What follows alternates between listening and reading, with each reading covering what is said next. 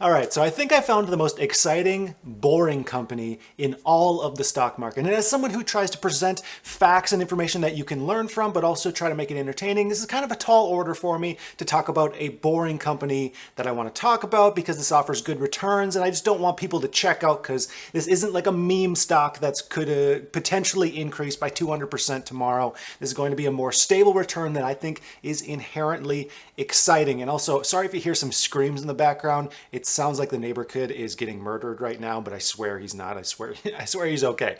But anyways, this company is Allstate Insurance. Now, before you check out, insurance companies are interesting. They're inherently interesting because they're kind of like two businesses wrapped in one.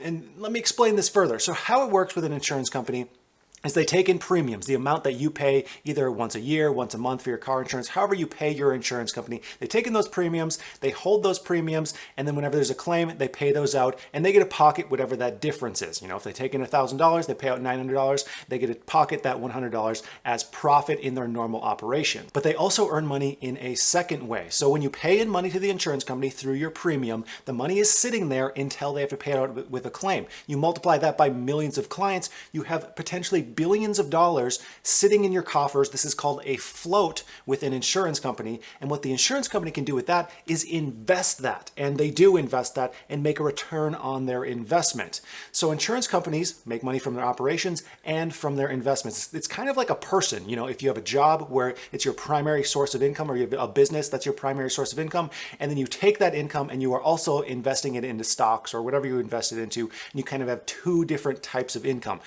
You can think of an insurance company a lot like a person who also makes investments aside from their regular job.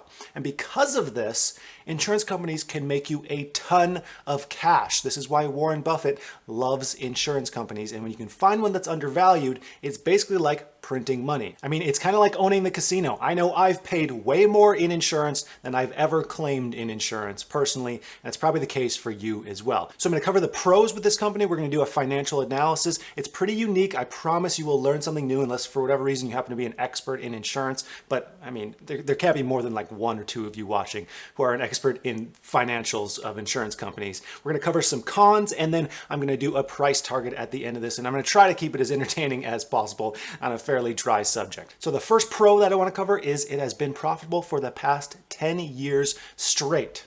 Second, it has strong institutional ownership of 78.2%. Now, I like seeing this, especially in a complicated business like insurance, because we have to admit that, you know, as much as sometimes we don't like the big institutions, they're smart. They have a lot of people who are, you know, working the facts and figures in the back room and figuring out where to best place money, and 78% of their ownership is institutional, which is massive. Also, their average revenue growth is 9.8%, which is better than 78% of all the companies in the insurance industry. Now from here, let's go into the stock screener, and I put this together just so you can kind of better see what exactly I'm seeing with this company. First, we have the price to earnings ratio. They have a ratio of 7.13, and you can think of this as the number of years it takes to make a 100% return on your investment purely with earnings in the stock. It has nothing to do with the appreciation of the stock price. The price to book, we're at 1.34. This is okay. So with insurance companies, the facts and figures are a little bit different. So I typically look between 0.6 and 1.5. We're within that range. We're kind of on the high end of that range. The debt to equity, this is where things get a little bit different because typically, as you can see, I look for around 1, but with this insurance company, it's 2.9, which is actually pretty good industry-wise. The industry average is 2.99, so we're looking pretty good there. So I had to kind of bend my normal ratios that I look for because this industry is so different than, you know, someone who's producing a product or something like that. The current ratio, which is your current assets divided by your current liabilities, is 0.21, and we can see here over 1.5 is good. This is again one of those things that's a little bit wonky with the insurance industry, but comparing this to the industry averages, we're looking pretty good. Market cap, I just look for over $100 million. We're good to go there. Dividend yield, I look for between 2% and 7%, and we're at 2.62%. So we're right in there. Now, a ratio that is really important with the insurance industries is what's called the combined ratio. So I found this on their annual statements here on page 111.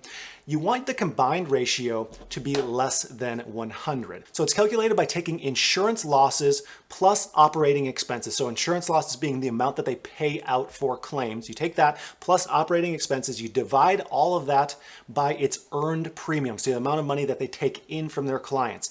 And you want this less than 100. If it's less than 100, it means the daily operations of the insurance company are profitable. So at least one part of the two-part business, being, operations and investment income, is profitable. And it's extremely important that their daily operations are profitable, because investments aren't profitable every single year. There can be a big downturn, there can be a bad year with investments. So you want your stable base of a profitable daily operations. I mean, it's the same thing as you would want your personal business to be profitable even if you have profitable investments, because it's kind of like, why even do this if you're not making money on your day-to-day business? So it's easy to kind of think of these things if you shrink them down to like a more personal, smaller level than these multi-billion-dollar figures that we're looking at a lot of the times with these huge valuations. Now from here, I want to talk about the return on equity. So for an insurance company, over 10 generally means that they're covering the cost of capital, which is good. Over 15 generally means you're in a pretty stellar situation. So I did a competitor analysis that helps us compare certain ratios versus some of the top competitors in the insurance industry. The first one that we're going to cover here is return on equity. We can see Allstate is 16.7%. So we're over that 15% mark, which again is stellar. The only company that beats them out is Progressive at 28.89%, which is very stellar as well. But we can see Progressive is quite a bit more expensive with a PDE of almost 15, where Allstate's is 7. So that's why Allstate really came on my radar, because they're cheap and they're producing a ton of cash. Now, I'm not saying Progressive is a bad investment, but the PDE ratio means it's a little bit more expensive. And in my opinion, Allstate is probably the better deal versus Progressive as of right now, just for the share price. Also, we can take a look at net margins. We can see that Allstate has the third best net margins behind Arch Capital, then Progressive, and then Allstate. Arch Capital blown everyone out of the water there. But again, they're much more expensive at a PDE of 14. So that's really important what price you're buying at. Because again, remember, a PDE of 14 means it would take 14 years to pay off your initial investment with earnings. Which would you rather choose, 14 years or 7 years? 7 years if it's an awesome company. That's the answer. And then we have return on assets. And that's another weird one for the insurance industry, because it's lower than most other industries. And Allstate's pretty good at 3.35%. Progressive again beats them out, but no one else beats them out in this competitor analysis. So they're right up there with top of the top on most of these ratios with competitors, but the price is just so much better that's what makes this kind of a screaming deal. And that's kind of what really caught my eye when I was doing my initial stock screener to see this investment and then dig in a little bit further, because it's just so cheap right now. So now let's go into their financials a little bit further, and then we'll hop into what everyone wants to know, that price prediction. But it's important to know all this information. Also, make sure you go down in the description, grab some free stock with Webull if you want to go ahead and give me a thanks for this hard work, because you sign up with Webull, they'll give you 2 free stocks and they'll send me a free stock as well. So going over to their financials, there's a few things that I want to point out here. So the first thing I was looking for in my deep dive here was premium growth, the amount of money that the clients are paying to Allstate. I want to see that growing. And we can see this here on their income statement on premiums earned. We can see it has increased over time. Hasn't increased in a massive amount over the last 5 years, but it is increasing on a steady clip. I mean, this is a multi-billion-dollar company, so it's increasing on a steady clip. Next, I look for investment income, and ideally that to be increasing. Now, investment income is on the next line here. We can see that it's steady, but not necessarily increasing. Now, digging into their investments a little bit, they spend most of their investments on very, very safe things like bonds and other kind of boring investments, because their number one focus with their float is to not lose value in case there's a big claim where they have to do a huge payout.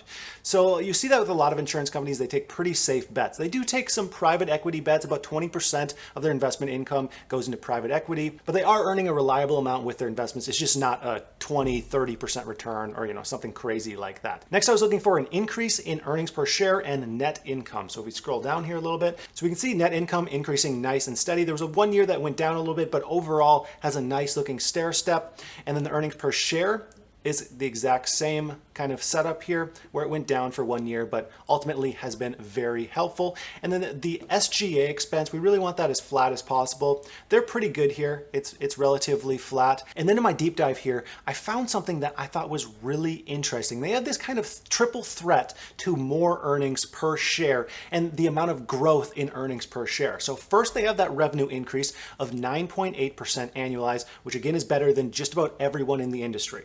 They also have a profit increase of 24% annualized over the last 4 years. Their profits have increased 24% on average.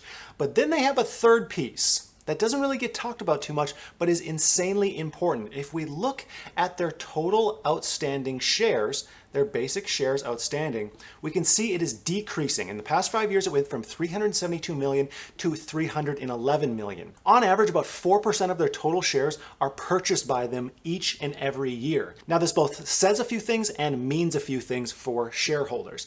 It says that management thinks it's a good deal to purchase their own shares. They're saying that this is a good investment to buy shares in ourselves because our shareholders are going to get a better return with that than potential other avenues of investment. But it also means if you are holding shares, if they continue this 4% share repurchasing spree, which it seems like they're going to, they've done it for many years, more than just the 5 years that we see here. That means every year you hold your shares, you actually have 4% more ownership without doing anything. 4% more ownership tax-free because there's simply fewer shares. This is huge and really affects the earnings and the ownership that you have with your investment here. Now let's quickly talk about some risk factors and then we'll hop into the price target. So risk factors being they have a high amount of debt relative to net income. Typically, I look for this to be around 4 to 5 years to pay off all their total debt with net income. With Allstate, it's more like 15 years. Now, most insurance companies have a lot of debt, so it's not a huge issue in this industry. I just am a little bit debt averse. Now, the second risk factor I see is large claims. If there's some huge claim, this could wipe out a portion of their float, which takes away investing income and it takes away their regular day-to-day earnings. So we have a lot of trust in their actuaries in that they're calculating the right amounts to charge customers in order to remain profitable. Now, this isn't a massive concern in my opinion because they've been profitable every year for the last 10 years at least. I just haven't seen the numbers more than 10 years ago. And then the third reason that could be a risk factor, at least just for an investment, is the stock could be flat for a while. The stock has been flat for a period of time, so it wouldn't be unrealistic to assume that it could be flat for a while longer, even though the value is very obviously increasing. So it just may take a while for the markets to fully understand the value here, in my opinion. Of course, this is not financial advice. Do your own due diligence as well. So let's hop into the price target here. I know this is the most exciting part.